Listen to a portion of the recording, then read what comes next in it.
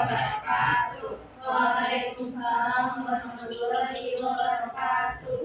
Perkenalkan, kami dari kelompok 6. Perkenalkan, nama saya Bunga Putasari. Perkenalkan, nama saya Dewi. Perkenalkan, nama saya Dunia yang ini. Nama saya Berapa. Di sini kami akan membahas tentang penolakan PRRI dan Komisi. Yang pertama ada di latar belakang ada menjadi juga yang pertama latar belakang politik, lalu ada latar belakang ekonomi. Nah, sebelum kita masuk ke latar belakang dulu, kira-kira ada yang tahu nggak sih PRRI itu artinya apa? Kepanjangan dari apa? PRRI itu kepanjangan dari Pemerintah Revolusioner Republik Indonesia. Kalau Permesta sendiri itu kepanjangan dari perjuangan semesta atau perjuangan rakyat semesta. Nah, PRRI sendiri pusatnya ada di Sumatera. Kalau misalkan Permesta sendiri itu ada di Sulawesi. Nah, apa sih yang melatar belakangi terjadinya pemberontakan ini? Jadi, pertama, waktu tahun 1948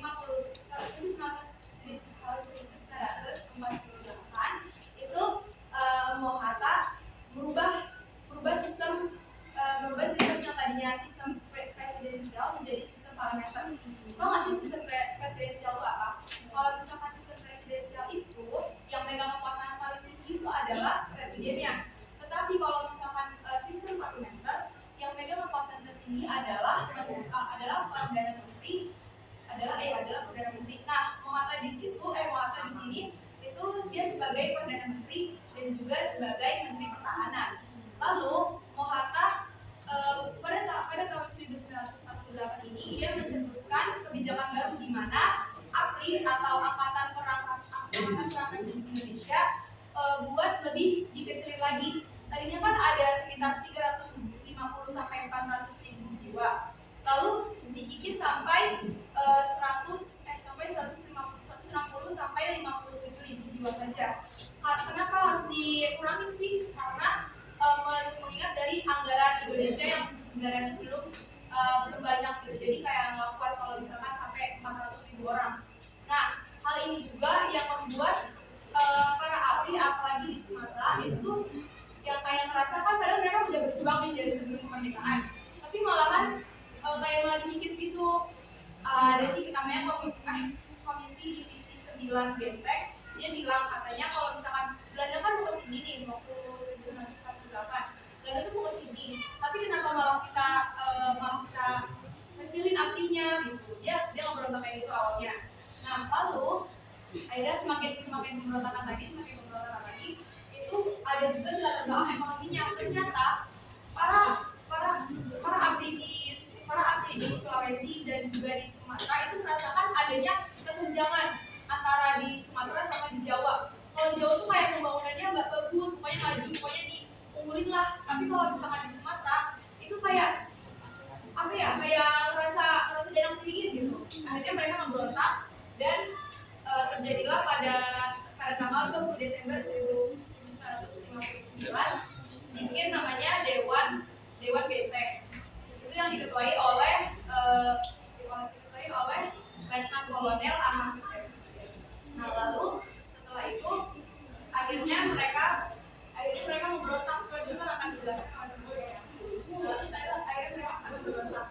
Nah, yang dapat disimpulkan dari latar belakang ini, apa saja sih yang latar belakangi tentang PRRI ini? Yang pertama, tadi adanya ada perubahan sistem dari sistem presidensial menjadi sistem parlementer. Yang kedua, itu adanya kesenjangan atau merasa tidak puas di suatu daerah di Sumatera dengan di Jawa, itu beda banget rasanya. Lalu yang ketiga, itu karena tadi yang kata APRI tadi itu dikurangin, adanya RERA, namanya itu RERA. RERA itu adalah reorganisasi dan rasionalis.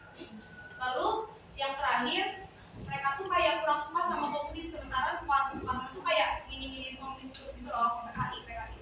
Nah, fun fact ternyata waktu 1958 sampai 59 itu kan ternyata ada perang dingin ya antara Amerika dengan Cina. Jadi Cina itu kan kayak negara komunis banget kan. Ternyata PRRI ini sebelum mereka memberontak, mereka ketemu dulu sama orang Amerika ini atau dari CIA atau Center Intelligence Agency. Nah, Central Intelligence Agency ini sebenarnya udah ada di bukunya. Kalau misalkan mereka tuh pengen menggoyahin pemerintahan dari Asia Tenggara yang masih baru, berarti kan which is Indonesia kan. Nah, lalu setelah digoyahin itu, tapi untungnya tetap menangnya itu Indonesia, maksudnya kayak tetap menangnya kita. Ternyata si Cia ini tuh udah ngasih senjata, terus juga dia tuh kayak apa ya, iniin anti komunis gitu loh. Makanya waktu pemberontakan PRRI itu tuh di Sumatera sama di Sulawesi itu tuh kayak nggak ada banget PKI. Masih. Jadi selanjutnya ada dua PRRI dan PRRI. Jadi itu kayak PRRI ini menuntut pembubaran kabinet Belanda dengan pemerintahan sementara oleh Muhammad Hatta dan Sultan Hamengkubuwono IX hingga pemilihan umum. Nah, terus tuh kayak selama ini dituntut untuk kembali ke kondisi konstitusionalnya. Terus juga pemimpin PRRI ini ada Letnan Kolonel Ahmad Hussein, dan pemimpin Permesta itu ada Kolonel Benje Sumwa. Selanjutnya adalah tokoh berikut pelopor PRRI dari Permesta. Salah satunya adalah Letkol Ahmad Hussein, Sarudin Prawira Negara, dan Muhammad Syafi'i, Sumitro Hadikusumo, Saladin Sarubut, Dahlan Galbek, Saleh Al-Ajik, Marudin Simbolan, dan terakhir Jiri Suwarno. Lalu ada kronologi dari PRRI dan Permesta. Terjadinya pemberontakan PRRI dan Permesta pada tanggal 10 Februari 1948. Lokasinya terletak di Bukit Tinggi, Sumatera Tengah. Lalu Jainuddin Prawira Negara menjabat sebagai menteri. Awal mula pemberontakan PRRI dan Permesta ini terjadi karena tokoh-tokoh mengadakan pertemuan. Lalu pertemuan tersebut tidak dipenuhi. Lalu mulai dari situ Kolonel Ahmad Hussein mengadakan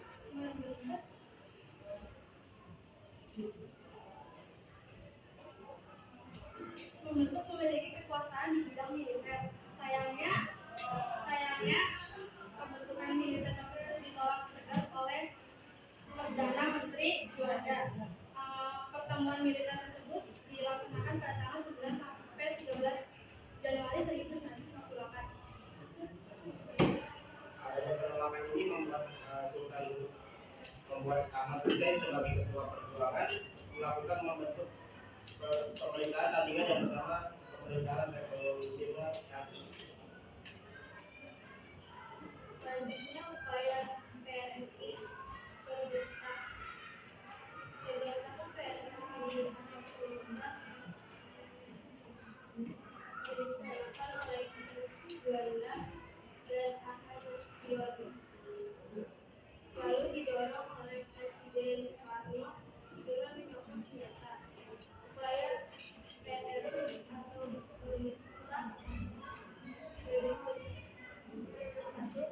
Pada tanggal 12 Maret 1958, operasi militer dilakukan di Riau, dipimpin oleh Kolonel Sapardi pada tanggal 17 April 1958. Operasi militer yang dilakukan penghancuran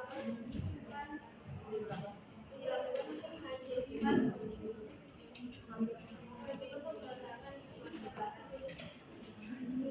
Pada tanggal 12 April 1958, pada saat Soekarno juga dilakukan di Sumatera Barat untuk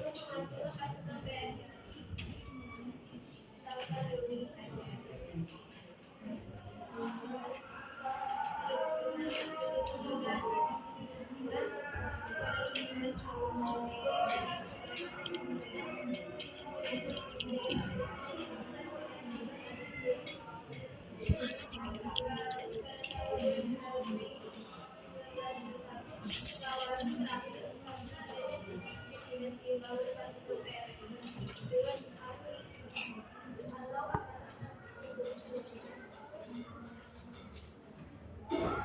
terakhir adalah dampak pemberontakan PRRI yang terjadi selama 3 tahun ini memberikan dampak bagi rakyat Indonesia.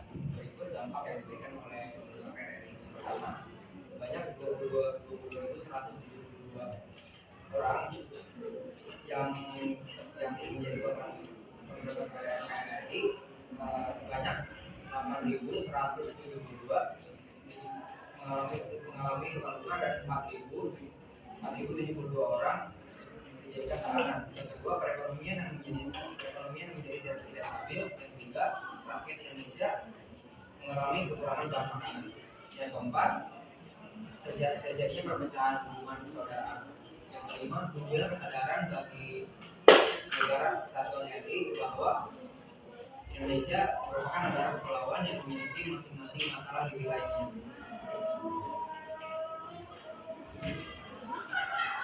Dari kelompok 6, mohon maaf. Wassalamualaikum warahmatullahi wabarakatuh.